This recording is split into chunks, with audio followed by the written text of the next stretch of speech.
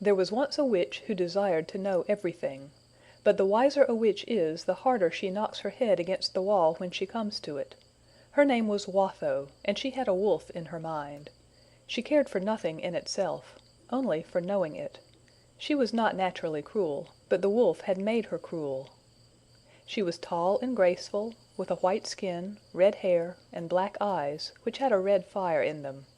She was straight and strong, but now and then would fall bent together, shudder, and sit for a moment with her head turned over her shoulder, as if the wolf had got out of her mind onto her back. This witch got two ladies to visit her. One of them belonged to the court, and her husband had been sent on a far and difficult embassy. The other was a young widow whose husband had lately died, and who had since lost her sight. Watho lodged them in different parts of her castle, and they did not know of each other's existence. The castle stood on the side of a hill sloping gently down into a narrow valley, in which was a river with a pebbly channel and a continual song. The garden went down to the bank of the river, enclosed by high walls, which crossed the river and there stopped. Each wall had a double row of battlements, and between the rows was a narrow walk. In the topmost story of the castle, the Lady Aurora occupied a spacious apartment of several large rooms looking southward. The windows projected oriel-wise over the garden below, and there was a splendid view from them both up and down and across the river. The opposite side of the valley was steep, but not very high. Far away snow peaks were visible. These rooms Aurora seldom left, but their airy spaces, the brilliant landscape and sky, the plentiful sunlight, the musical instruments, books, pictures, curiosities, with the company of Watho, who made herself charming, precluded all dullness. She had venison and feathered game to eat, milk and pale, sunny, sparkling wine to drink. She had hair of the yellow gold, waved and rippled, her skin was fair, not white like Watho's, and her eyes were of the blue of the heavens when bluest. Her features were delicate but strong, her mouth large and finely curved, and haunted with smiles. Behind the castle the hill rose abruptly. The northeastern tower, indeed, was in contact with the rock, and communicated with the interior of it. For in the rock was a series of chambers, known only to Watho and the one servant whom she trusted, called Falca.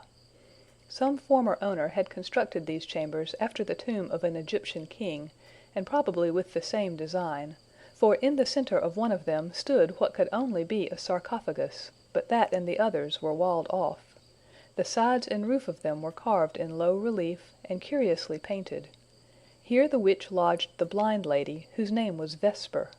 Her eyes were black, with long black lashes, her skin had a look of darkened silver, but was of purest tint and grain, her hair was black and fine and straight-flowing, her features were exquisitely formed, and if less beautiful, yet more lovely from sadness. She always looked as if she wanted to lie down and not rise again.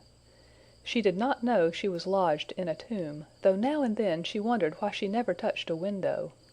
There were many couches, covered with richest silk, and soft as her own cheek, for her to lie upon, and the carpets were so thick she might have cast herself down anywhere, as befitted a tomb. The place was dry and warm, and cunningly pierced for air, so that it was always fresh and lacked only sunlight. There the witch fed her upon milk, and wine dark as a carbuncle, and pomegranates, and purple grapes, and birds that dwell in marshy places, and she played to her mournful tunes, and caused wailful violins to attend her, and told her sad tales, thus holding her ever in an atmosphere of sweet sorrow. Watho at length had her desire, for witches often get what they want. A splendid boy was born to the fair Aurora. Just as the sun rose, he opened his eyes. Watho carried him immediately to a distant part of the castle, and persuaded the mother that he never cried but once, dying the moment he was born. Overcome with grief, Aurora left the castle as soon as she was able, and Watho never invited her again. And now the witch's care was that the child should not know darkness. Persistently she trained him until at last he never slept during the day, and never woke during the night. She never let him see anything black, and even kept all dull colors out of his way. Never, if she could help it, would she let a shadow fall upon him, watching against shadows as if they had been live things that would hurt him. All day he basked in the full splendor of the sun, in the same large rooms his mother had occupied. Watho used him to the sun until he could bear more of it than any dark-blooded African. In the hottest of every day she stripped him and laid him in it, that he might ripen like a peach, and the boy rejoiced in it, and would resist being dressed again. She brought all her knowledge to bear on making his muscles strong and elastic and swiftly responsive, that his soul, she said laughingly, might sit in every fiber, be all in every part, and awake the moment of call. His hair was of the red gold, but his eyes grew darker as he grew, until they were as black as Vesper's. He was the merriest of creatures, always laughing, always loving, for a moment raging, then laughing afresh. Watho called him Photogen. 5 or 6 months after the birth of Photogen, the dark lady also gave birth to a baby, in the windowless tomb of a blind mother, in the dead of night, under the feeble rays of a lamp in an alabaster globe. A girl came into the darkness with a wail. And just as she was born for the first time, Vesper was born for the second, and passed into a world as unknown to her as this was to her child, who would have to be born yet again before she could see her mother. Watho called her Nycteris, and she grew as like Vesper as possible, in all but one particular. She had the same dark skin, dark eyelashes and brows, dark hair, and gentle sad look, but she had just the eyes of Aurora, the mother of Photogen, and if they grew darker as she grew older, it was only a darker blue. Watho, with the help of Falca, took the greatest possible care of her, in every way consistent with her plans, that is, the main point in which was that she should never see any light but what came from the lamp. Hence her optic nerves, and indeed her whole apparatus for seeing, grew both larger and more sensitive. Her eyes, indeed, stopped short only of being too large. Under her dark hair and forehead and eyebrows, they looked like 2 breaks in a cloudy night sky, through which peeped the heaven where the stars and no clouds live. She was a sadly dainty little creature. No one in the world except those 2 was aware of the being of the little bat. Watho trained her to sleep during the day and wake during the night. She taught her music, in which she was herself a proficient, and taught her scarcely anything else. The hollow in which the castle of Watho lay was a cleft in a plain rather than a valley among hills, for at the top of its steep sides, both north and south, was a tableland, large and wide.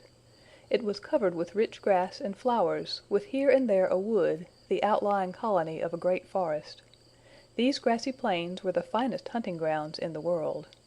Great herds of small but fierce cattle, with humps and shaggy manes, roved about them, also antelopes and gnus, and the tiny roe deer, while the woods were swarming with wild creatures.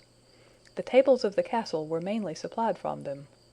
The chief of Watho's huntsmen was a fine fellow, and when Photogen began to outgrow the training she could give him, she handed him over to Fargu. He, with a will, set about teaching him all he knew. He got him pony after pony, larger and larger as he grew, every one less manageable than that which had preceded it, and advanced him from pony to horse, and from horse to horse, until he was equal to anything in that kind which the country produced. In similar fashion he trained him to the use of bow and arrow, substituting every 3 months a stronger bow and longer arrows, and soon he became, even on horseback, a wonderful archer. He was but 14 when he killed his first bull, causing jubilation among the huntsmen, and indeed through all the castle, for there too he was the favorite. Every day, almost as soon as the sun was up, he went out hunting, and would in general be out nearly the whole of the day. But Watho had laid upon Fargu just one commandment, namely that Photogen should on no account, whatever the plea, be out until sundown, or so near it as to wake in him the desire of seeing what was going to happen. And this commandment Fargu was anxiously careful not to break, for although he would not have trembled had a whole herd of bulls come down upon him, charging at full speed across the level, and not an arrow left in his quiver, he was more than afraid of his mistress. When she looked at him in a certain way, he felt, he said, as if his heart turned to ashes in his breast, and what ran in his veins was no longer blood, but milk and water. So that, ere long, as Photogen grew older, Fargu began to tremble, for he found it steadily growing harder to restrain him. So full of life was he, as Fargu said to his mistress, much to her content, that he was more like a live thunderbolt than a human being. He did not know what fear was, and that not because he did not know danger, for he had had a severe laceration from the razor-like tusk of a boar, whose spine, however, he had severed with one blow of his hunting knife before Fargu could reach him with defense. When he would spur his horse into the midst of a herd of bulls, carrying only his bow and his short sword, or shoot an arrow into a herd and go after it as if to reclaim it for a runaway shaft, arriving in time to follow it with a spear thrust before the wounded animal knew which way to charge, Fargu thought with terror how it would be when he came to know the temptation of the huddle-spot leopards and the knife-clawed lynxes with which the forest was haunted. For the boy had been so steeped in the sun, from childhood so saturated with his influence, that he looked upon every danger from a sovereign height of courage. When, therefore, he was approaching his 16th year, Fargu ventured to beg Watho that she would lay her commands upon the youth himself, and release him from responsibility for him. One might as soon hold a tawny-maned lion as Photogen, he said. Watho called the youth, and in the presence of Fargu laid her command upon him never to be out when the rim of the sun should touch the horizon, accompanying the prohibition with hints of consequences none the less awful than they were obscure. Photogen listened respectfully, but, knowing neither the taste of fear nor the temptation of the night, her words were but sounds to him. The little education she intended Nycteris to have, Watho gave her by word of mouth. Not meaning she should have light enough to read by, to leave other reasons unmentioned, she never put a book into her hands. Nycteris, however, saw so much better than Watho imagined, that the light she gave her was quite sufficient, and she managed to coax Falca into teaching her the letters, after which she taught herself to read, and Falca now and then brought her a child's book. But her chief pleasure was in her instrument. Her very fingers loved it, and would wander about its keys like feeding sheep. She was not unhappy. She knew nothing of the world except the tomb in which she dwelt, and had some pleasure in everything she did. But she desired, nevertheless, something more or different. She did not know what it was, and the nearest she could come to expressing it to herself was, that she wanted more room. Watho and Falca would go from her beyond the shine of the lamp, and come again. Therefore surely there must be more room somewhere. As often as she was left alone, she would fall to poring over the colored bas-reliefs on the walls. These were intended to represent various of the powers of nature under allegorical similitudes, and as nothing can be made that does not belong to the general scheme, she could not fail at least to imagine a flicker of relationship between some of them, and thus a shadow of the reality of things found its way to her. There was one thing, however, which moved and taught her more than all the rest. The lamp, namely, that hung from the ceiling, which she always saw alight, though she never saw the flame, only the slight condensation towards the center of the alabaster globe. And besides the operation of the light itself after its kind, the indefiniteness of the globe, and the softness of the light, giving her the feeling as if her eyes could go in and into its whiteness, were somehow also associated with the idea of space and room. She would sit for an hour together gazing up at the lamp, and her heart would swell as she gazed. She would wonder what had hurt her when she found her face wet with tears, and then would wonder how she could have been hurt without knowing it. She never looked thus at the lamp, except when she was alone. Watho, having given orders, took it for granted they were obeyed, and that Falca was all night long with Nycteris, whose day it was. But Falca could not get into the habit of sleeping through the day, and would often leave her alone half the night. Then it seemed to Nycteris that the white lamp was watching over her.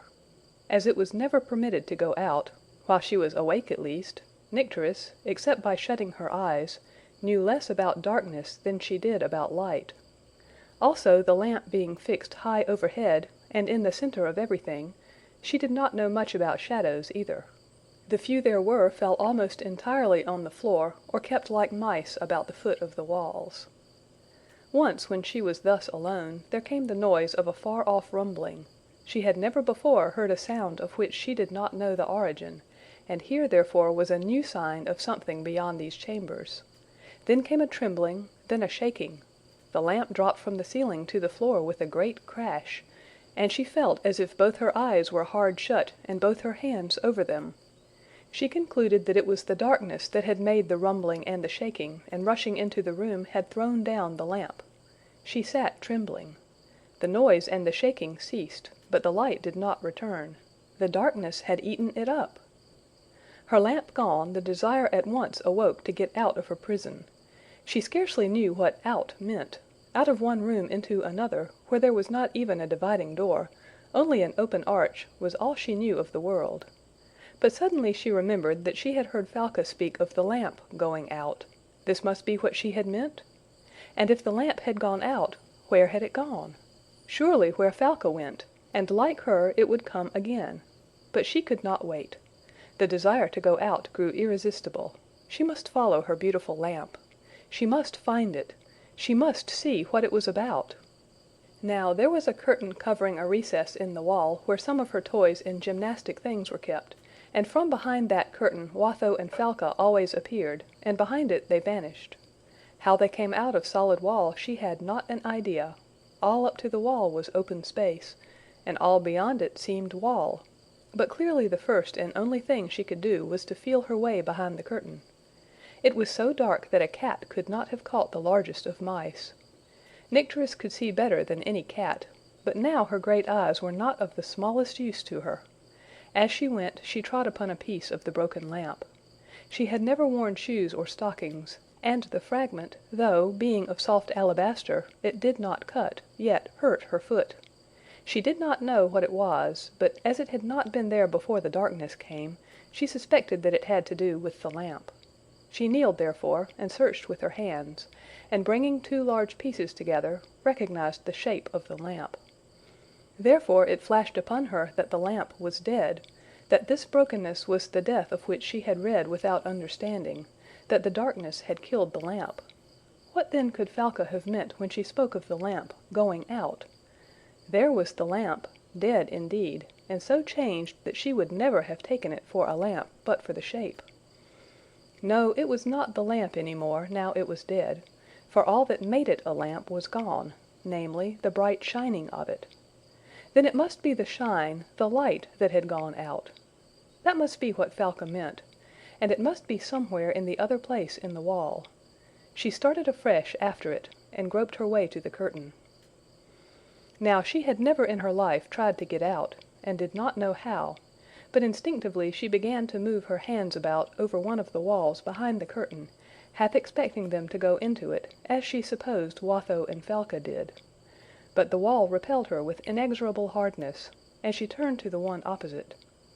In so doing she set her foot upon an ivory die, and as it met sharply the same spot the broken alabaster had already hurt, she fell forward with her outstretched hands against the wall.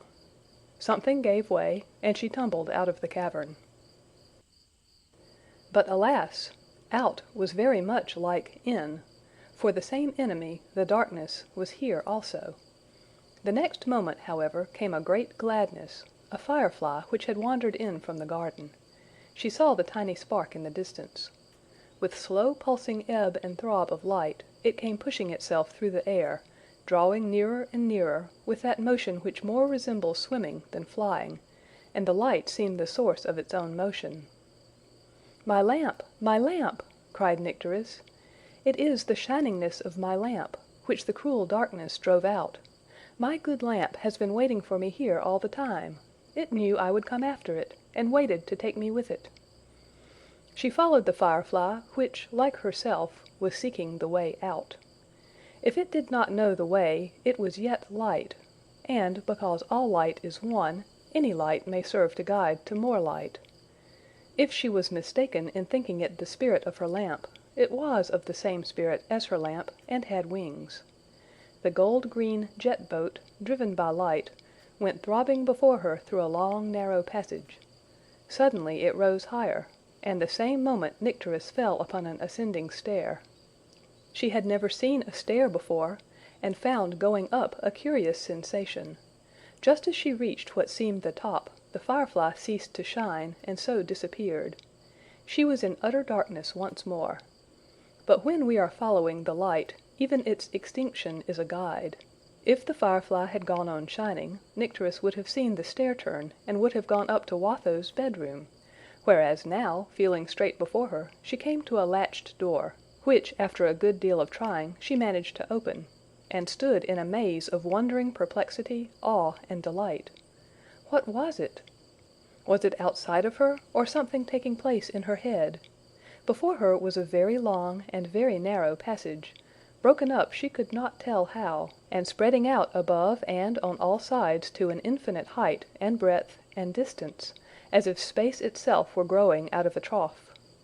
It was brighter than her rooms had ever been, brighter than if 6 alabaster lamps had been burning in them. There was a quantity of strange streaking and mottling about it, very different from the shapes on her walls. She was in a dream of pleasant perplexity, of delightful bewilderment. She could not tell whether she was upon her feet or drifting about like the firefly, driven by the pulses of an inward bliss. But she knew little as yet of her inheritance.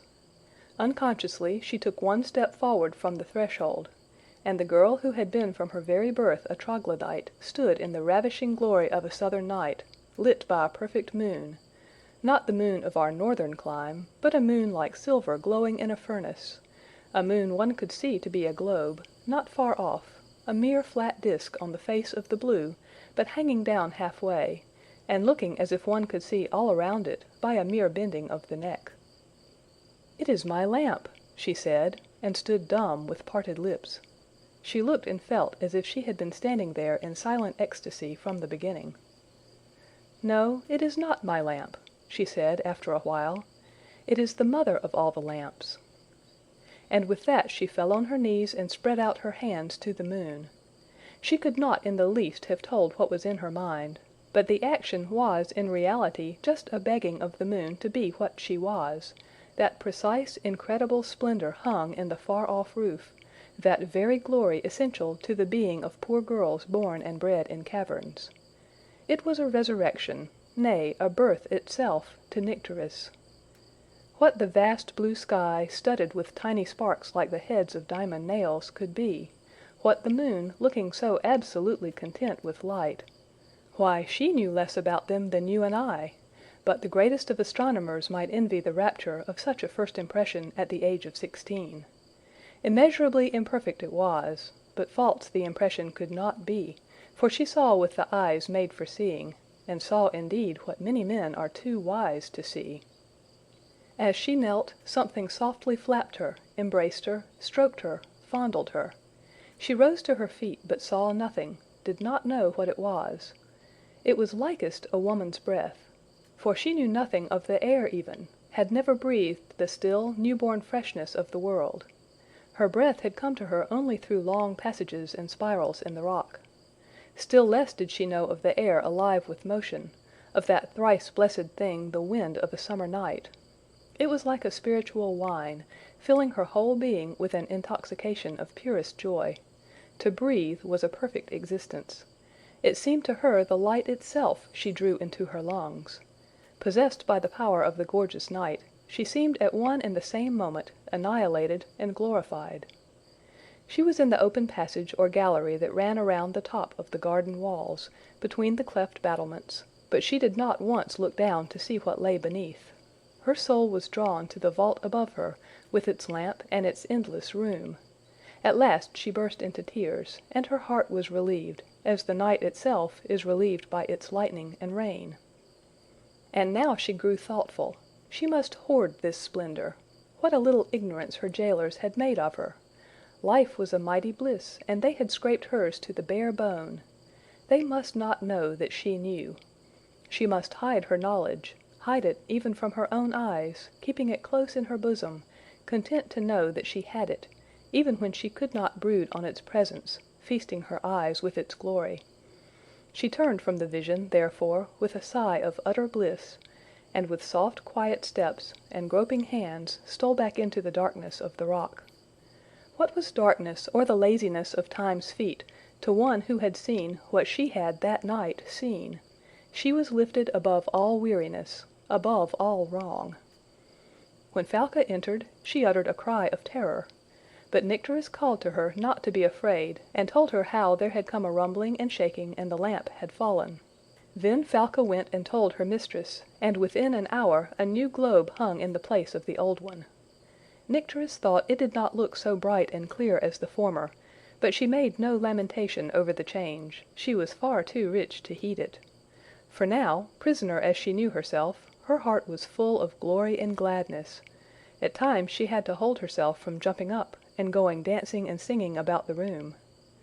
When she slept, instead of dull dreams, she had splendid visions.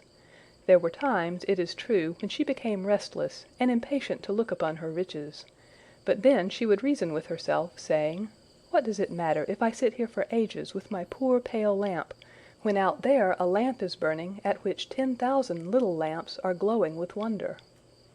She never doubted she had looked upon the day and the sun, of which she had read, and always when she read of the day and the sun, she had the night and the moon in her mind, and when she read of the night and the moon, she thought only of the cave and the lamp that hung there. It was some time before she had a second opportunity of going out, for Falca, since the fall of the lamp, had been a little more careful, and seldom left her for long. But one night, having a little headache, Nycteris lay down upon her bed, and was lying with her eyes closed when she heard Falca come to her, and felt she was bending over her. Disinclined to talk, she did not open her eyes, and lay quite still.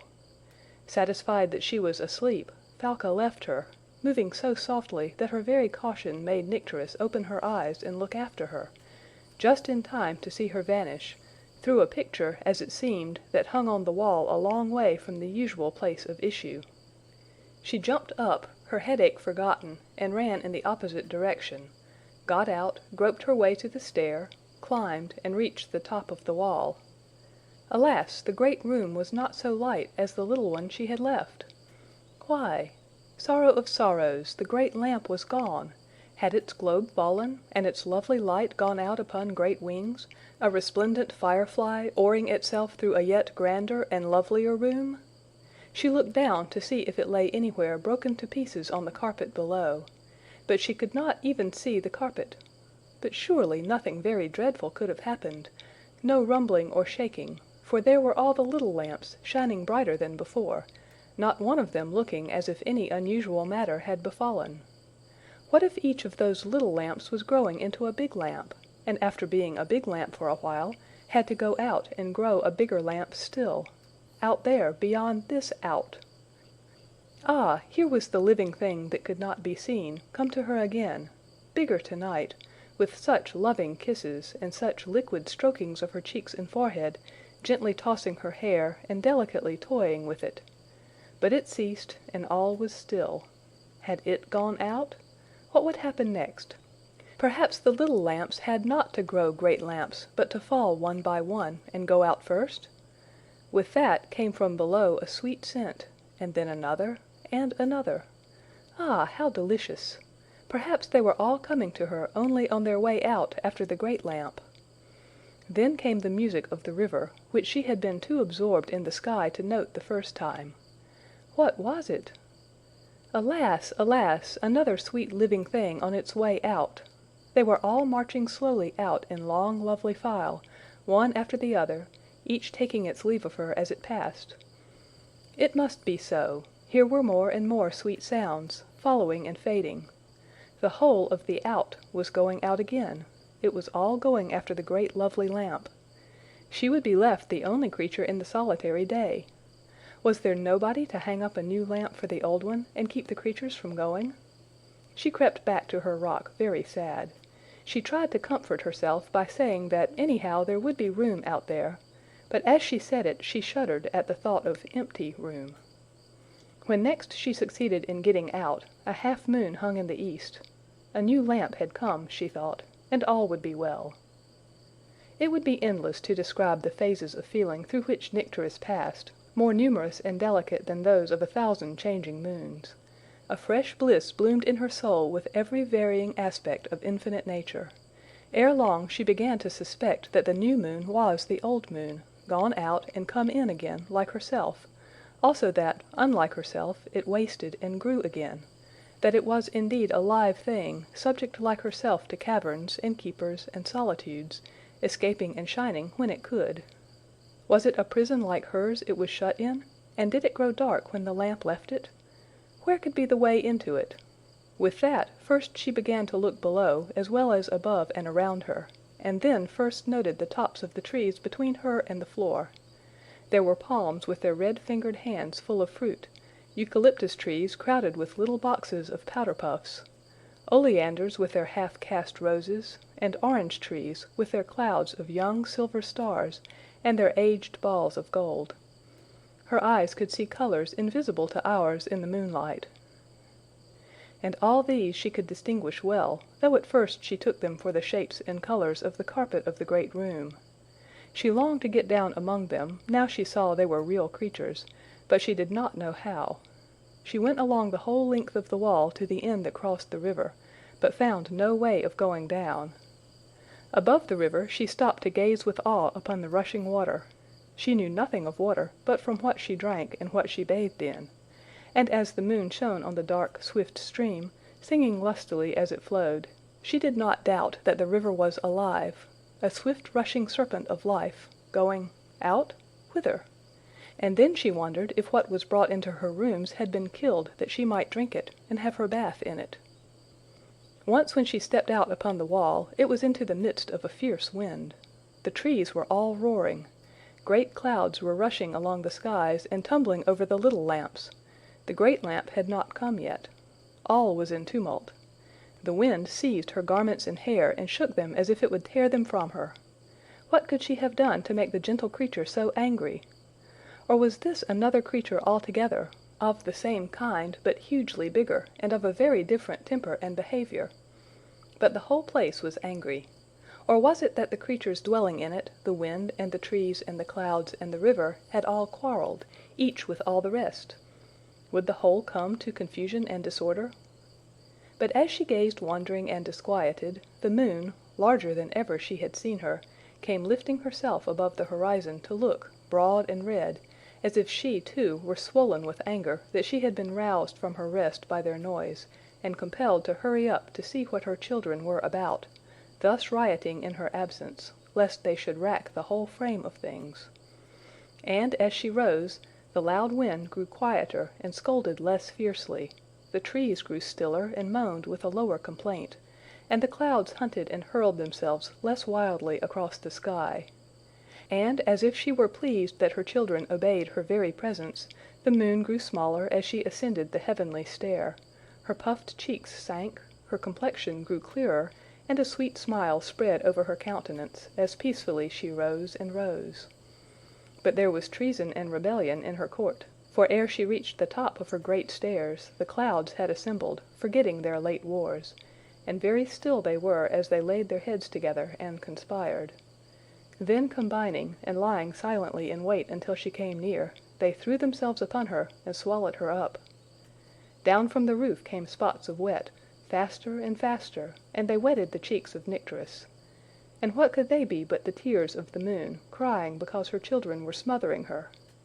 Nycteris wept too, and, not knowing what to think, stole back in dismay to her room.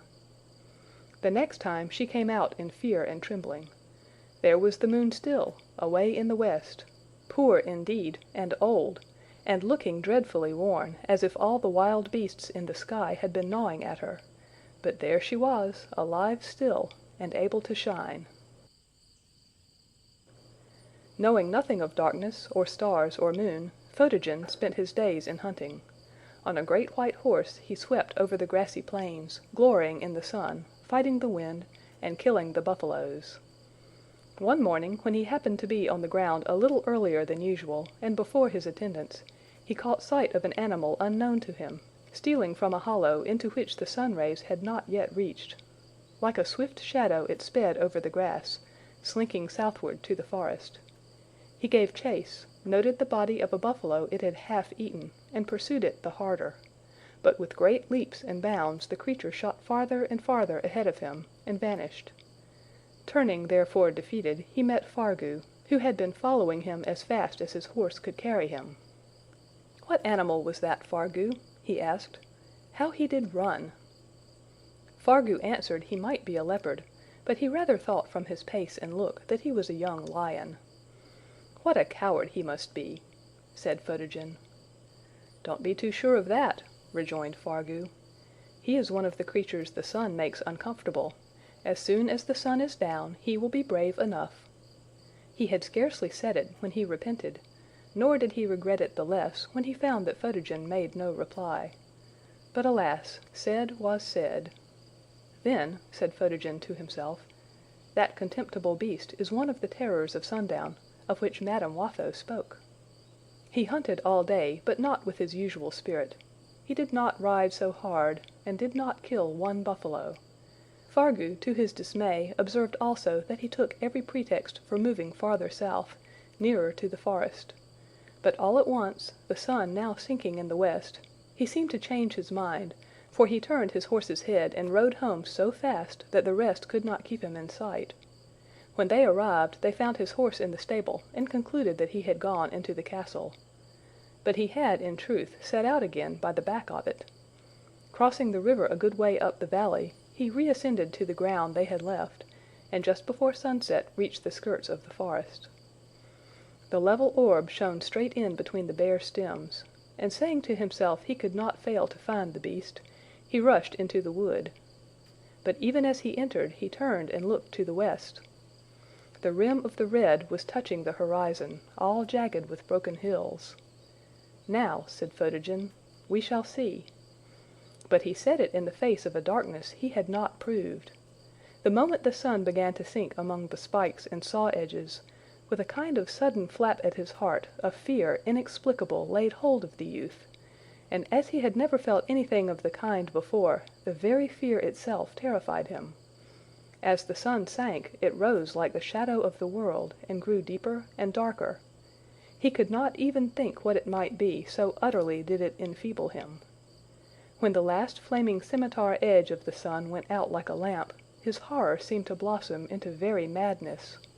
Like the closing lids of an eye, for there was no twilight, and this night no moon, the terror and the darkness rushed together, and he knew them for one. He was no longer the man he had known, or rather thought himself. The courage he had had was in no sense his own. He had only had courage, not been courageous. It had left him, and he could scarcely stand, certainly not stand straight, for not one of his joints could he make stiff or keep from trembling. He was but a spark of the sun, in himself nothing. The beast was behind him, stealing upon him. He turned. All was dark in the wood, but to his fancy the darkness here and there broke into pairs of green eyes, and he had not the power even to raise his bow hand from his side. In the strength of despair he strove to rouse courage enough, not to fight, that he did not even desire, but to run. Courage to flee home was all he could ever imagine, and it would not come. But what he had not was ignominiously given him. A cry in the wood, half a screech, half a growl, sent him running like a boar-wounded cur. It was not even himself that ran, it was the fear that had come alive in his legs. He did not know that they moved. But as he ran he grew able to run, gained courage at least to be a coward. The stars gave a little light. Over the grass he sped, and nothing followed him. How fallen, how changed, from the youth who had climbed the hill as the sun went down! A mere contempt to himself, the self that contemned was a coward with the self it contemned. There lay the shapeless black of a buffalo humped upon the grass. He made a wide circuit and swept on like a shadow driven in the wind. For the wind had arisen, and added to his terror. It blew from behind him. He reached the brow of the valley and shot down the steep descent like a falling star. Instantly the whole upper country behind him arose and pursued him. The wind came howling after him, filled with screams, shrieks, yells, roars, laughter, and chattering, as if all the animals of the forest were careering with it. In his ears was a trampling rush, the thunder of the hoofs of the cattle, in career from every quarter of the wide plains to the brow of the hill above him.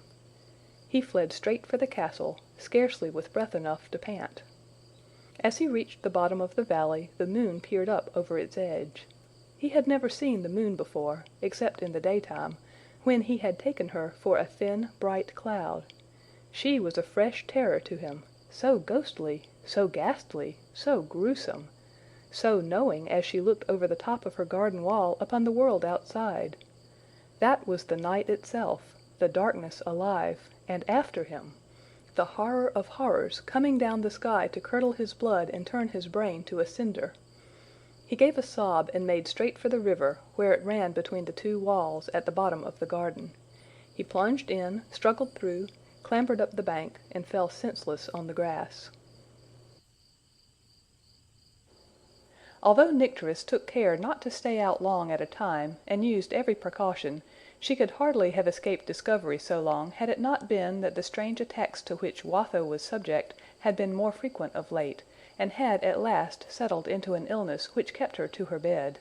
But whether from an excess of caution or from suspicion, Falca, having now to be much with her mistress both day and night, took it at length into her head to fasten the door as often as she went by her usual place of exit, so that one night, when Nycteris pushed, she found, to her surprise and dismay, that the wall pushed her again, and would not let her through, nor with all her searching could she discover wherein lay the cause of the change.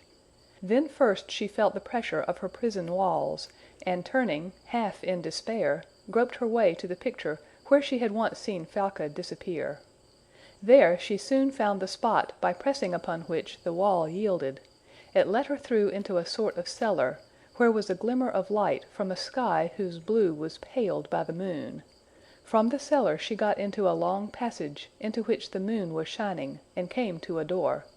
She managed to open it, and to her great joy found herself in the other place, not on the top of the wall, however, but in the garden she had longed to enter. Noiseless as a fluffy moth she flitted away into the covert of the trees and shrubs, her bare feet welcomed by the softest of carpets, which, by the very touch, her feet knew to be alive, whence it came that it was so sweet and friendly to them. A soft little wind was out among the trees, running now here, now there, like a child that had got its will. She went dancing over the grass, looking behind her at her shadow as she went. At first she had taken it for a little black creature that made game of her, but when she perceived that it was only where she kept the moon away, and that every tree, however great and grand a creature, had also one of these strange attendants, she soon learned not to mind it, and by it became the source of as much amusement to her as to any kitten its tail. It was long before she was quite at home with the trees, however. At one time they seemed to disapprove of her, at another not even to know she was there, and to be altogether taken up with their own business. Suddenly, as she went from one to another of them, looking up with awe at the murmuring mystery of their branches and leaves, she spied one a little way off, which was very different from all the rest. It was white, and dark, and sparkling, and spread like a palm, a small, slender palm, without much head, and it grew very fast, and sang as it grew. But it never grew any bigger, for just as fast as she could see it growing, it kept falling to pieces. When she got close to it, she discovered that it was a water tree, made of just such water as she washed with. Only it was alive, of course, like the river, a different sort of water from that, doubtless, seeing the one crept swiftly along the floor, and the other shot straight up, and fell, and swallowed itself, and rose again. She put her feet into the marble basin, which was the flower pot in which it grew. It was full of real water, living and cool, so nice, for the night was hot. But the flowers, ah, the flowers, she was friends with them from the very first. What wonderful creatures they were, and so kind and beautiful, always sending out such colors and such scents, red scent, and white scent, and yellow scent, for the other creatures. The one that was invisible and everywhere took such a quantity of their scents and carried it away, yet they did not seem to mind. It was their talk, to show they were alive and not painted like those on the walls of her rooms and on the carpets. She wandered along down the garden until she reached the river. Unable then to get any further, for she was a little afraid, and justly, of the swift watery serpent, she dropped on the grassy bank, dipped her feet in the water, and felt it running and pushing against them. For a long time she sat thus, and her bliss seemed complete, as she gazed at the river, and watched the broken picture of the great lamp overhead, moving up one side of the roof to go down the other. A beautiful moth brushed across the great blue eyes of Nycteris. She sprang to her feet to follow it, not in the spirit of the hunter, but of the lover. Her heart, like every heart if only its fallen sides were cleared away, was an inexhaustible fountain of love. She loved everything she saw. But as she followed the moth, she caught sight of something lying on the bank of the river, and not yet having learned to be afraid of anything, ran straight to see what it was. Reaching it, she stood amazed. Another girl like herself! But what a strange-looking girl! So curiously dressed, too! And not able to move! Was she dead? Filled suddenly with pity, she sat down, lifted Photogen's head, laid it on her lap, and began stroking his face. Her warm hands brought him to himself. He opened his black eyes, out of which had gone all the fire, and looked up with a strange sound of fear, half moan, half gasp. But when he saw her face, he drew a deep breath and lay motionless, gazing at her. Those blue marvels above him, like a better sky, seemed to side with courage and assuage his terror. At length, in a trembling, awed voice and a half-whisper, he said, "Who are you?" "I am Nycteris," she answered. "You are a creature of the darkness, and love the night," he said, his fear beginning to move again. "I may be a creature of the darkness," she replied. "I hardly know what you mean. But I do not love the night. I love the day with all my heart, and I sleep all the night long." "How can that be?" said Photogen, rising on his elbow, but dropping his head on her lap again the moment he saw the moon. "How can it be?" he repeated, "when I see your eyes there, wide awake?" She only smiled and stroked him, for she did not understand him, and thought he did not know what he was saying. "Was it a dream, then?" resumed Photogen, rubbing his eyes. But with that his memory came clear, and he shuddered and cried, "Oh, horrible, horrible! To be turned all at once into a coward! A shameful, contemptible, disgraceful coward! I am ashamed, ashamed! And so frightened! It is all so frightful!" "What is so frightful?" asked Nycteris, with a smile like that of a mother to her child waked from a bad dream. "All, all," he answered, "all this darkness, and the roaring." "My dear," said Nycteris, "there is no roaring. How sensitive you must be! What you hear is only the walking of the water, and the running about of the sweetest of all the creatures. She is invisible, and I call her everywhere, for she goes through all the other creatures and comforts them. Now she is amusing herself, and them too, with shaking them and kissing them, and blowing in their faces. Listen, do you call that roaring? You should hear her when she is rather angry, though. I don't know why, but she is sometimes, and then she does roar a little." "It is so horribly dark," said Photogen, who, listening while she spoke, had satisfied himself that there was no roaring. "Dark!" she echoed. "You should be in my room when an earthquake has killed my lamp. I do not understand. How can you call this dark? Let me see. Yes, you have eyes, and big ones, bigger than Madame Watho's or Falca's. Not so big as mine, I fancy, only I never saw mine. But then, oh yes, I know now what is the matter. You can't see with them because they are so black. Darkness can't see, of course. Never mind, I will be your eyes and teach you to see. Look here, at these lovely white things in the grass, with red sharp points all folded together into one. Oh, I love them so! I could sit looking at them all day, the darlings!" Photogen looked close at the flowers, and thought he had seen something like them before, but could not make them out. As Nycteris had never seen an open daisy, so had he never seen a closed one. Thus instinctively Nycteris tried to turn him away from his fear, and the beautiful creature's strange, lovely talk helped not a little to make him forget it. "You call it dark," she said again, as if she could not get rid of the absurdity of the idea. "Why, I could count every blade of the green hair, I suppose it is what the books call grass, within 2 yards of me. And just look at the great lamp. It is brighter than usual today, and I can't think why you should be frightened or call it dark." As she spoke, she went on stroking his cheeks and hair, and trying to comfort him. But oh, how miserable he was!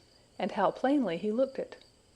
He was on the point of saying that her great lamp was dreadful to him, looking like a witch, walking in the sleep of death, but he was not so ignorant as Nycteris, and knew even in the moonlight that she was a woman, though he had never seen one so young or so lovely before, and while she comforted his fear, her presence made him the more ashamed of it.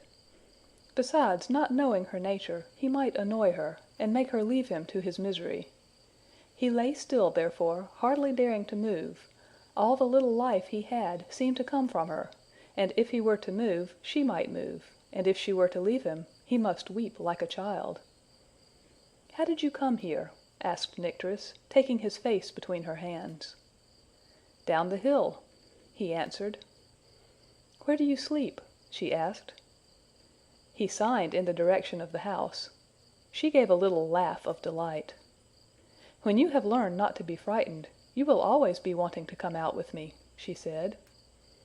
She thought with herself she would ask her presently, when she had come to herself a little, how she had made her escape, for she must, of course, like herself, have got out of a cave, in which Watho and Falca had been keeping her. "Look at the lovely colors," she went on, pointing to a rose bush, on which Photogen could not see a single flower. "They are far more beautiful, are they not, than any of the colors upon your walls? And then they are alive, and smell so sweet!" He wished she would not make him keep opening his eyes to look at things he could not see, and every other moment would start and grasp tight hold of her, as some fresh pang of terror shot into him.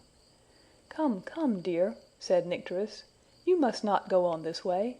You must be a brave girl, and—" "A girl!" shouted Photogen, and started to his feet in wrath. "If you were a man, I should kill you." "A man?" repeated Nycteris. "What is that? How could I be that? We are both girls, are we not?" "No, I am not a girl," he answered. "Although," he added, changing his tone, and casting himself on the ground at her feet, "I have given you too good reason to call me one."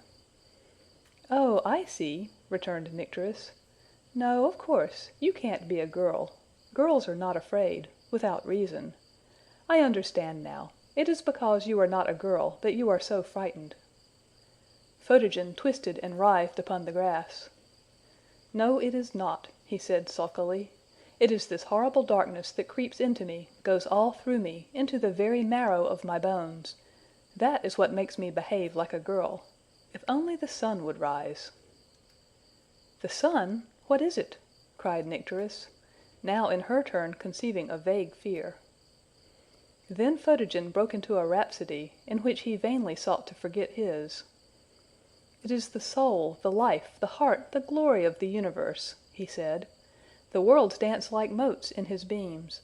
The heart of man is strong and brave in his light, and when it departs his courage goes from him, goes with the sun, and he becomes such as you see me now." "Then that is not the sun?" said Nycteris thoughtfully, pointing up to the moon. "That!" cried Photogen with utter scorn. "I know nothing about that, except that it is ugly and horrible. At best it can be only the ghost of a dead sun. Yes, that is it! That is what makes it look so frightful." "No," said Nycteris, after a long thoughtful pause, "you must be wrong there. I think the sun is the ghost of a dead moon, and that is how he is so much more splendid, as you say. Is there, then, another big room where the sun lives in the roof?" "I do not know what you mean," replied Photogen. "But you mean to be kind, I know, though you should not call a poor fellow in the dark a girl. If you will let me lie here with my head in your lap, I should like to sleep. Will you watch me and take care of me?" "Yes, that I will," answered Nycteris, forgetting all her own danger. So Photogen fell asleep. There Nycteris sat, and there the youth lay all night long, in the heart of the great cone shadow of the earth, like two Pharaohs in one pyramid. Photogen slept and slept, and Nycteris sat motionless lest she should wake him, and so betray him to his fear. The moon rode high in the blue eternity. It was a very triumph of glorious night. The river ran babble-murmuring in deep, soft syllables, the fountain kept rushing moonward, and blossoming momently to a great silvery flower whose petals were forever falling like snow, but with a continuous musical clash, into the bed of its exhaustion beneath. The wind woke, took a run among the trees, went to sleep, and woke again. The daisies slept on their feet at hers, but she did not know they slept. The roses might well seem awake, for their scent filled the air, but in truth they slept also, and the odor was that of their dreams. The oranges hung like gold lamps in the trees, and their silvery flowers were the souls of their yet unembodied children. The scent of the acacia blooms filled the air like the very odor of the moon herself. At last, unused to the living air, and weary with sitting so still and so long, Nycteris grew drowsy. The air began to grow cool.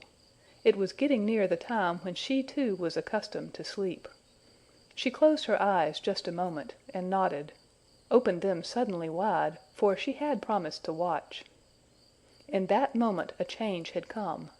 The moon had got round and was fronting her from the west, and she saw that her face was altered, that she had grown pale, as if she too were wan with fear. And from her lofty place espied a coming terror. The light seemed to be dissolving out of her. She was dying. She was going out. And yet everything around looked strangely clear, clearer than ever she had seen anything before. How could the lamp be shedding more light when she herself had less? Ah, that was just it! See how faint she looked! It was because the light was forsaking her and spreading itself over the room that she grew so thin and pale. She was giving up everything. She was melting away from the roof like a bit of sugar in water.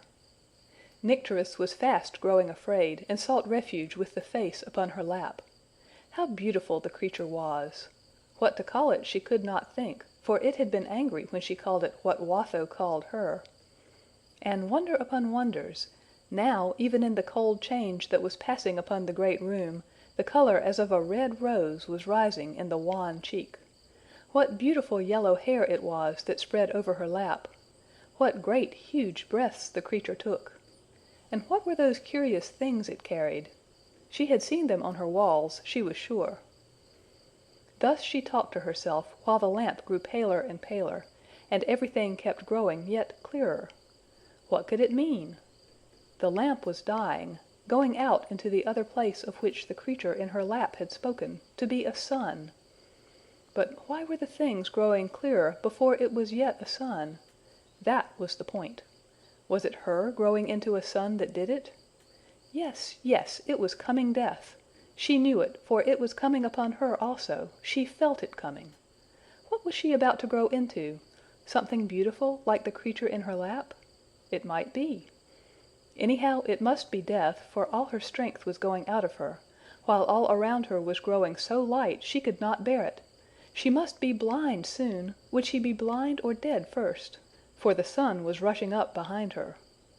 Photogen woke, lifted his head from her lap, and sprang to his feet. His face was one radiant smile. His heart was full of daring, that of the hunter who will creep into the tiger's den. Nycteris gave a cry, covered her face with her hands, and pressed her eyelids close. Then blindly she stretched out her arms to Photogen, crying, "Oh, I am so frightened! What is this? It must be death! I don't wish to die yet. I love this room and the old lamp. I do not want the other place. This is terrible. I want to hide. I want to get into the sweet, soft, dark hands of all the other creatures. Ah me! Ah me!" "What is the matter with you, girl?" said Photogen, with the arrogance of all male creatures until they have been taught by the other kind. He stood looking down upon her over his bow, of which he was examining the string. "There is no fear of anything now, child. It is day. The sun is all but up. Look, he will be above the brow of yon hill in one moment more. Good-bye. Thank you for my night's lodging. I'm off. Don't be a goose. If ever I can do anything for you, and all that, you know." "Don't leave me! Oh, don't leave me!" cried Nycteris. "I am dying! I am dying! I can't move. The light sucks all the strength out of me. and oh, I am so frightened!" But already Photogen had splashed through the river, holding high his bow that it might not get wet. He rushed across the level and strained up the opposing hill. Hearing no answer, Nycteris removed her hands. Photogen had reached the top, and the same moment the sun rays alighted upon him. The glory of the King of Day crowded blazing upon the golden-haired youth. Radiant as Apollo, he stood in mighty strength, a flashing shape in the midst of flame. He fitted a glowing arrow to a gleaming bow. The arrow parted with a keen musical twang of the bowstring, and Photogen, darting after it, vanished with a shout.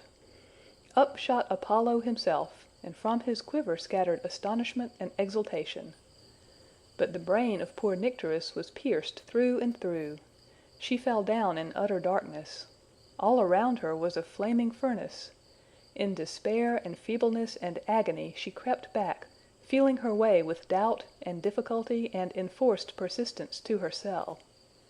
When at last the friendly darkness of her chamber folded her about with its cooling and consoling arms, she threw herself on her bed and fell fast asleep.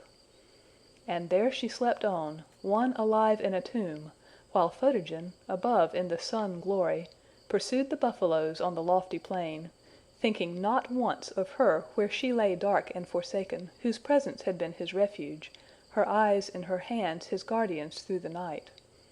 He was in his glory and his pride, and the darkness and its disgrace had vanished for a time. But no sooner had the sun reached the noonstead than Photogen began to remember the past night in the shadow of that which was at hand, and to remember it with shame. He had proved himself, and not to himself only, but to a girl as well, a coward, one bold in the daylight, while there was nothing to fear, but trembling like any slave when the night arrived. There must be, something unfair in it. A spell had been cast upon him. He had eaten, he had drunk something that did not agree with courage. In any case, he had been taken unprepared. How was he to know what the going down of the sun would be like? It was no wonder he should have been surprised into terror, seeing it was what it was, in its very nature so terrible. Also, one could not see where danger might be coming from. You might be torn in pieces, carried off or swallowed up, without even seeing where to strike a blow. Every possible excuse he caught at, eager as a self-lover to lighten his self-contempt.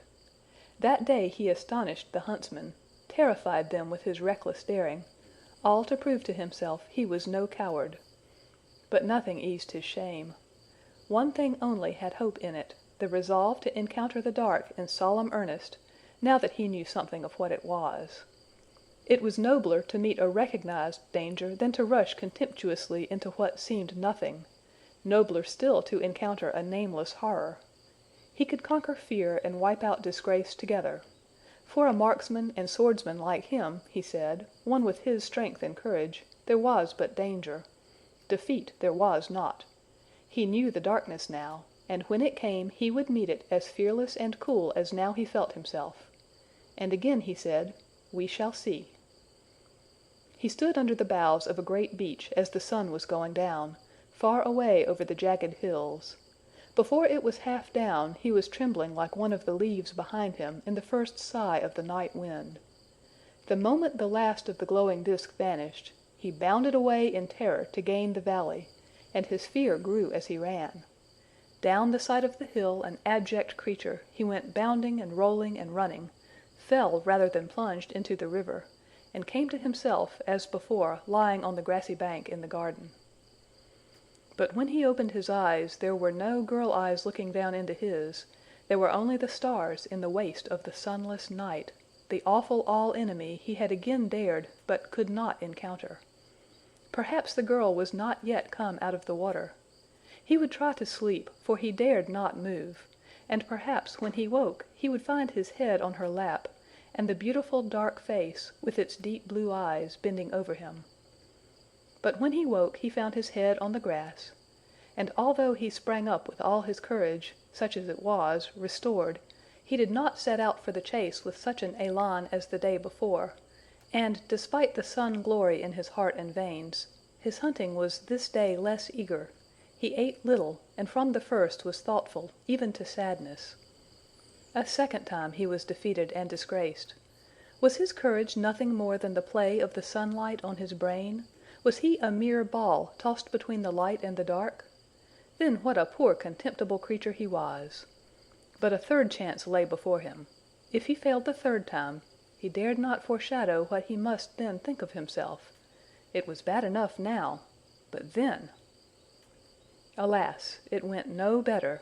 The moment the sun was down, he fled as if from a legion of devils.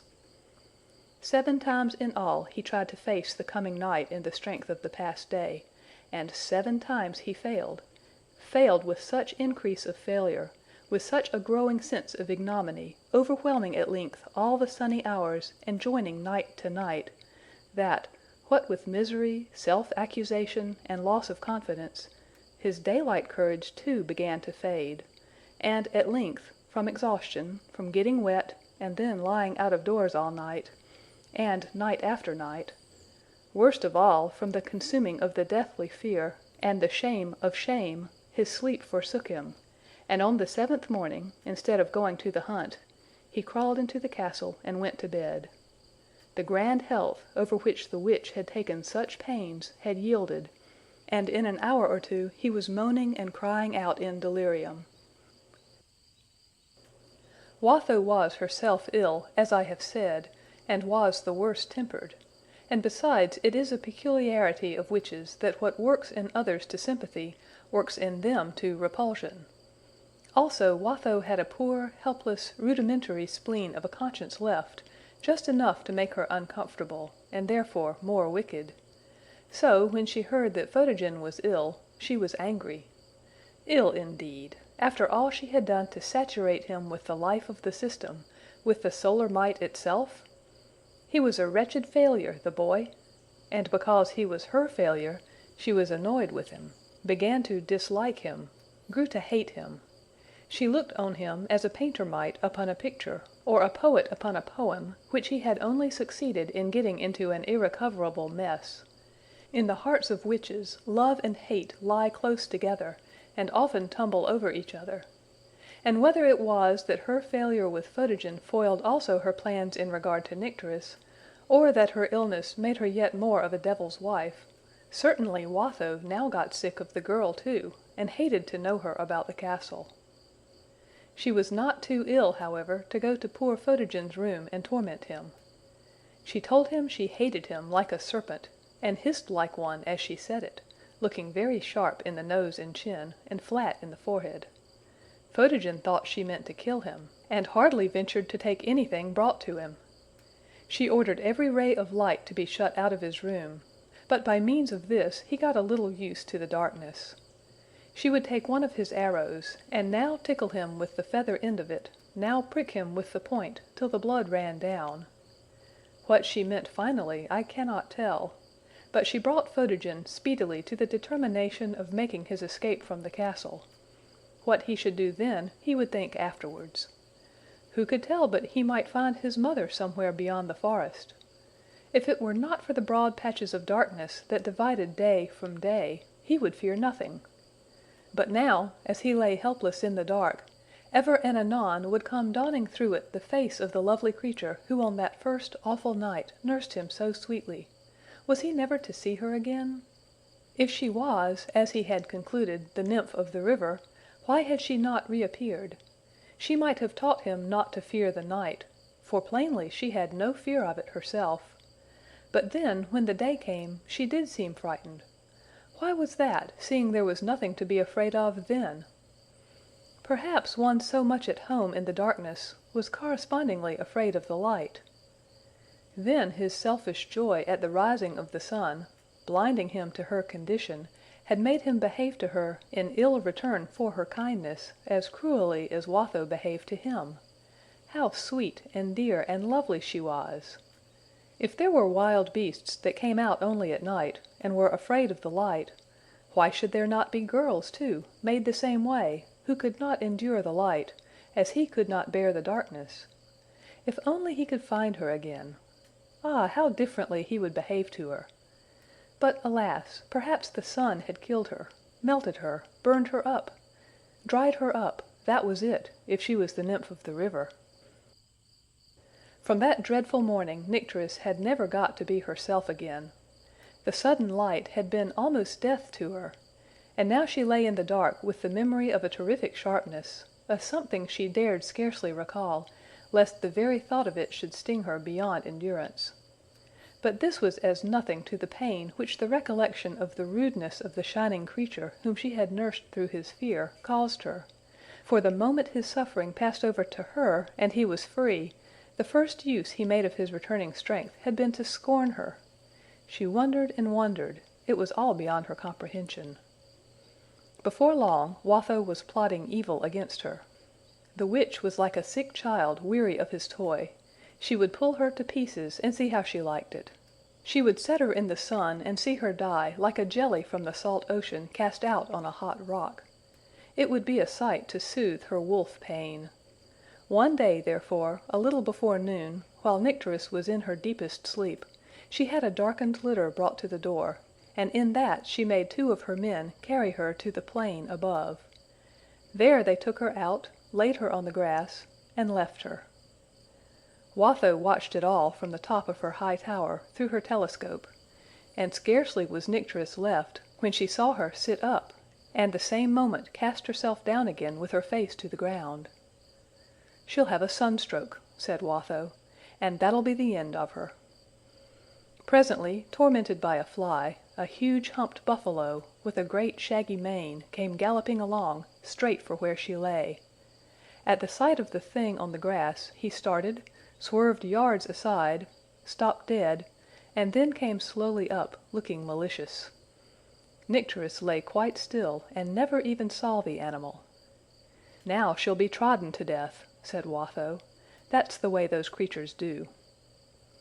When the buffalo reached her, he sniffed at her all over and went away, then came back and sniffed again, then all at once went off as if a demon had him by the tail. Next came a new, a more dangerous animal still, and did much the same, then a gaunt wild boar. But no creature hurt her, and Watho was angry with the whole creation. At length in the shade of her hair the blue eyes of Nycteris began to come to themselves a little, and the first thing they saw was a comfort. I have told already how she knew the night daisies, each a sharp-pointed little cone with a red tip, and once she had parted the rays of one of them with trembling fingers, for she was afraid she was dreadfully rude, and perhaps was hurting it. But she did want, she said to herself, to see what secret it carried so carefully hidden, and she found its golden heart. But now, right under her eyes, inside the veil of her hair, in the sweet twilight of whose blackness she could see it perfectly, stood a daisy with its red tip opened wide into a carmine ring, displaying its heart of gold on a platter of silver. She did not at first recognize it as one of those cones come awake, but a moment's notice revealed what it was. Who then could have been so cruel to the lovely little creature as to force it open like that, and spread it heart bare to the terrible death lamp? Whoever it was, it must be the same that had thrown her out there to be burned to death in its fire. But she had her hair, and could hang her head, and make a small sweet night of her own about her. She tried to bend the daisy down and away from the sun, and to make its petals hang about it like her hair, but she could not. Alas! It was burned and dead already. She did not know that it could not yield to her gentle force, because it was drinking life, with all the eagerness of life, from what she called the death lamp. Oh, how the lamp burned her! But she went on thinking, she did not know how, and by began to reflect that, as there was no roof to the room, except that in which the great fire went rolling about, the little red tip must have seen the lamp 1,000 times, and must know it quite well, and it had not killed it. Nay, thinking about farther, she began to ask the question whether this, in which she now saw it, might not be its more perfect condition. For not only now did the whole seem perfect, as indeed it did before, but every part showed its own individual perfection as well, which perfection made it capable of combining with the rest into the higher perfection of a whole. The flower was a lamp itself, the golden heart was the light, and the silver border was the alabaster globe, skillfully broken, and spread wide to let out the glory. Yes, the radiant shape was plainly its perfection. If, then, it was the lamp which had opened it into that shape, the lamp could not be unfriendly to it, but must be of its own kind, seeing it made it perfect. And again, when she thought of it, there was clearly no little resemblance between them. What if the flower, then, was the little great-grandchild of the lamp, and he was loving it all the time? And what if the lamp did not mean to hurt her, only could not help it? The red tips looked as if the flower had some time or other been hurt. What if the lamp was making the best it could of her, opening her out somehow like the flower? She would bear it patiently and see. But how coarse the color of the grass was! Perhaps, however, her eyes not being made for the bright lamp, she did not see them as they were. Then she remembered how different were the eyes of the creature that was not a girl and was afraid of the darkness. Ah, if the darkness would only come again, all arms, friendly and soft, everywhere about her, she would wait, and bear, and be patient. She lay so still that Watho did not doubt she had fainted. She was pretty sure she would be dead before the night came to revive her. Fixing her telescope on the motionless form, that she might see it at once when the morning came, Watho went down from the tower to Photogen's room. He was much better by this time, and before she left him, he had resolved to leave the castle that very night. The darkness was terrible indeed, but Watho was worse than even the darkness, and he could not escape in the day. As soon, therefore, as the house seemed still, he tightened his belt, hung to it his hunting knife, put a flask of wine and some bread in his pocket, and took his bow and arrows. He got from the house and made his way at once up to the plain. But what with his illness, the terrors of the night, and his dread of the wild beasts, when he got to the level he could not walk a step further, and sat down, thinking it better to die than to live. In spite of his fears, however, sleep contrived to overcome him, and he fell at full length on the soft grass. He had not slept long when he woke with such a strange sense of comfort and security that he thought the dawn at last must have arrived. But it was dark night about him. And the sky— no, it was not the sky, but the blue eyes of his naiad looking down upon him. Once more he lay with his head in her lap, and all was well, for plainly the girl feared the darkness as little as he the day. "Thank you," he said. "You are like live armor to my heart. You keep the fear off me. I have been very ill since then. Did you come up out of the river when you saw me cross?" "I don't live in the water," she answered. "I live under the pale lamp, and I die under the bright one." "Ah, yes, I understand now," he returned. "I would not have behaved as I did last time if I had understood, but I thought you were mocking me, and I am so made that I cannot help being frightened at the darkness. I beg your pardon for leaving you as I did, for, as I say, I did not understand. Now I believe you were really frightened, were you not?" "I was, indeed," answered Nycteris, "and shall be again. But why you should be I cannot in the least understand. You must know how gentle and sweet the darkness is, how kind and friendly, how soft and velvety. It holds you to its bosom and loves you. A little while ago I lay faint and dying under your hot lamp. What is it you call it?" "The sun," murmured Photogen. "How I wish he would make haste." "Ah, do not wish that. Do not for my sake hurry him. I can take care of you from the darkness, but I have no one to take care of me from the light. As I was telling you, I lay dying in the sun. All at once I drew a deep breath. A cool wind came and ran over my face. I looked up. The torture was gone, for the death lamp itself was gone. I hope he does not die and grow brighter yet. My terrible headache was all gone, and my sight was come back. I felt as if I were new made. But I did not get up at once, for I was tired still. The grass grew cool about me and turned soft in color. Something wet came upon it, and it was now so pleasant to my feet that I rose and ran about. And when I had been running about a long time, all at once I found you lying, just as I had been lying a little while before. So I sat down beside you to take care of you, till your life, and my death, should come again." "How good you are, you beautiful creature! Why, you forgave me before ever I asked you!" cried Photogen. Thus they fell a-talking, and he told her what he knew of his history, and she told him what she knew of hers, and they agreed they must get away from Watho as far as ever they could. "And we must set out at once," said Nycteris. "The moment the morning comes," returned Photogen. "We must not wait for the morning," said Nycteris, "for then I shall not be able to move, and what would you do the next night? Besides, Watho sees best in the daytime. Indeed, you must come now, Photogen, you must." "I cannot, I dare not," said Photogen. "I cannot move. If I but lift my head from your lap, the very sickness of terror seizes me." "I shall be with you," said Nycteris soothingly. "I will take care of you till your dreadful sun comes, and then you may leave me, and go away as fast as you can. Only please put me in a dark place first, if there is one to be found." "I will never leave you again, Nycteris," cried Photogen. "Only wait till the sun comes, and brings me back my strength, and we will go together, and never, never part any more." "No, no," persisted Nycteris. "We must go now.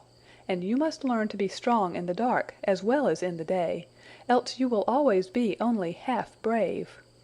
I have begun already, not to fight your son, but to try to get at peace with him, and understand what he really is, and what he means with me, whether to hurt me or to make the best of me. You must do the same with my darkness." "But you don't know what mad animals there are away there towards the south," said Photogen. "They have huge green eyes, and they would eat you up like a bit of celery, you beautiful creature." "Come, come, you must," said Nycteris, "or I shall have to pretend to leave you to make you come. I have seen the green eyes you speak of, and I will take care of you from them." "You? How can you do that? If it were day now, I could take care of you from the worst of them. But as it is, I can't even see them for this abominable darkness. I could not see your lovely eyes but for the light that is in them, that lets me see straight into heaven through them. They are windows into the very heaven beyond the sky. I believe they are the very place where the stars are made." "You come then, or I shall shut them," said Nycteris, "and you shan't see them any more till you are good. Come, if you can't see the wild beasts, I can." "You can? And you ask me to come?" cried Photogen. "Yes," answered Nycteris, "and more than that, I see them long before they can see me, so that I am able to take care of you." "But how?" persisted Photogen. "You can't shoot with bow and arrow, or stab with a hunting knife." "No, but I can keep out of the way of them all. Why, just when I found you, I was having a game with 2 or 3 of them at once. I see and scent them too, long before they are near me, long before they can see or scent me." "You don't see or scent any now, do you?" said Photogen uneasily, rising on his elbow. "No, none at present. I will look," replied Nycteris, and sprang to her feet. "Oh, oh! Do not leave me, not for a moment!" cried Photogen, straining his eyes to keep her face in sight through the darkness. "Be quiet, or they will hear you," she returned. "The wind is from the south, and they cannot scent us. I have found out all about that. Ever since the dear dark came, I have been amusing myself with them, getting every now and then just into the edge of the wind, and letting one have a sniff of me." "Oh, horrible!" cried Photogen. "I hope you will not insist on doing so any more. What was the consequence?" "Always, the very instant, he turned with dashing eyes, and bounded towards me. Only he could not see me, you must remember. But my eyes being so much better than his, I could see him perfectly well, and would run away around him until I scented him, and then I knew he could not find me anyhow. If the wind were to turn and run the other way now, there might be a whole army of them down upon us, leaving no room to keep out of their way. You had better come." She took him by the hand. He yielded and rose, and she led him away. But his steps were feeble, and as the night went on he seemed more and more ready to sink. "Oh dear, I am so tired, and so frightened," he would say. "Lean on me," Nycteris would return, putting her arm around him, or patting his cheek. "Take a few steps more. Every step away from the castle is clear gain. Lean harder on me. I am quite strong and well now." So they went on. The piercing night eyes of Nycteris descried not a few pairs of green ones gleaming like holes in the darkness, and many a round she made to keep far out of their way, but she never said to Photogen she saw them. Carefully she kept him off the uneven places, and on the softest and smoothest of the grass, talking to him gently all the way as they went, of the lovely flowers and the stars, how comfortable the flowers looked down in their green beds, and how happy the stars up in their blue beds. When the morning began to come, he began to grow better, but was dreadfully tired with walking instead of sleeping, especially after being so long ill. Nycteris, too, what with supporting him, what with growing fear of the light, which was beginning to ooze out of the east, was very tired. At length, both equally exhausted, neither was able to help the other. As if by consent they stopped. Embracing each the other, they stood in the midst of the wide grassy land, neither of them able to move a step, each supported only by the leaning weakness of the other, each ready to fall if the other should move. But while the one grew weaker still, the other had begun to grow stronger. When the tide of the night began to ebb, the tide of the day began to flow, and now the sun was rushing to the horizon, borne upon its foaming billows. And ever as he came, Photogen revived. At last the sun shot up into the air, like a bird from the hand of the Father of Lights. Nycteris gave a cry of pain, and hid her face in her hands. "Oh me!" she sighed. "I am so frightened, the terrible light stings so." But the same instant, through her blindness, she heard Photogen give a low exultant laugh, and the next felt herself caught up. She who all night long had tended and protected him like a child, was now in his arms, borne along like a baby, with her head lying on his shoulder. But she was the greater, for suffering more, she feared nothing.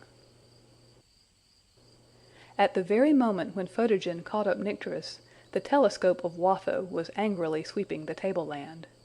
She swung it from her in rage, and running to her room, shut herself up. There she anointed herself from top to toe with a certain ointment, shook down her long red hair and tied it around her waist, then began to dance, whirling around and around, faster and faster, growing angrier and angrier, until she was foaming at the mouth with fury. When Falca went looking for her, she could not find her anywhere. As the sun rose, the wind slowly changed and went around, until it blew straight from the north. Photogen and Nycteris were drawing near the edge of the forest, Photogen still carrying Nycteris, when she moved a little on his shoulder uneasily, and murmured in his ear, "I smell a wild beast, that way, the way the wind is coming." Photogen turned back towards the castle, and saw a dark speck on the plain. As he looked it grew larger. It was coming across the grass with the speed of the wind. It came nearer and nearer. It looked long and low, but that might be because it was running at a great stretch. He set Nycteris down under a tree, in the black shadow of its bole, strung his bow, and picked out his heaviest, longest, sharpest arrow. Just as he set the notch on the string, he saw that the creature was a tremendous wolf, rushing straight at him. He loosened his knife in its sheath, drew another arrow halfway from the quiver, lest the first should fail, and took his aim, at a good distance to leave time for a second chance. He shot. The arrow rose, flew straight, descended, struck the beast, and started again into the air, doubled like a letter V. Quickly Photogen snatched the other, shot, cast his bow from him, and drew his knife. But the arrow was in the brute's chest, up to the feather. It tumbled heels over head with a great thud of its back on the earth, gave a groan, made a struggle or two, and lay stretched out motionless. "I've killed it, Nycteris," cried Photogen. "It is a great red wolf." "Oh, thank you," answered Nycteris, feebly from behind the tree. I was sure you would. I was not a bit afraid." Photogen went up to the wolf. It was a monster. But he was vexed that his first arrow had behaved so badly, and was the less willing to lose the one that had done him such good service. With a long and a strong pull he drew it from the brute's chest.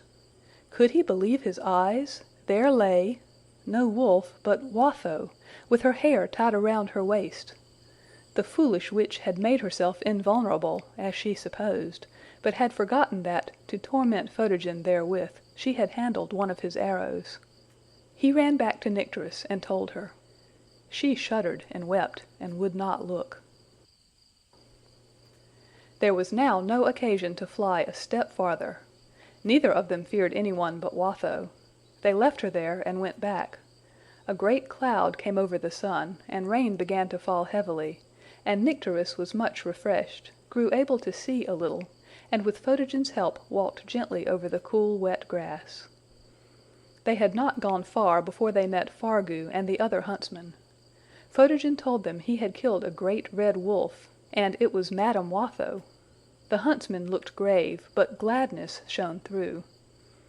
"Then," said Fargu, "I will go and bury my mistress."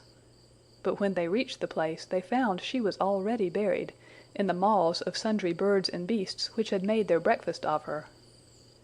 Then Fargu, overtaking them, would, very wisely, have Photogen go to the king and tell him the whole story. But Photogen, yet wiser than Fargu, would not set out until he had married Nycteris. "For then," he said, "the king himself can't part us, and if ever two people couldn't do the one without the other, those two are Nycteris and I. She has got to teach me to be a brave man in the dark, and I have got to look after her until she can bear the heat of the sun, and he helps her to see instead of blinding her." They were married that very day. And the next day they went together to the king and told him the whole story. But whom should they find at the court but the father and mother of Photogen, both in high favor with the king and queen.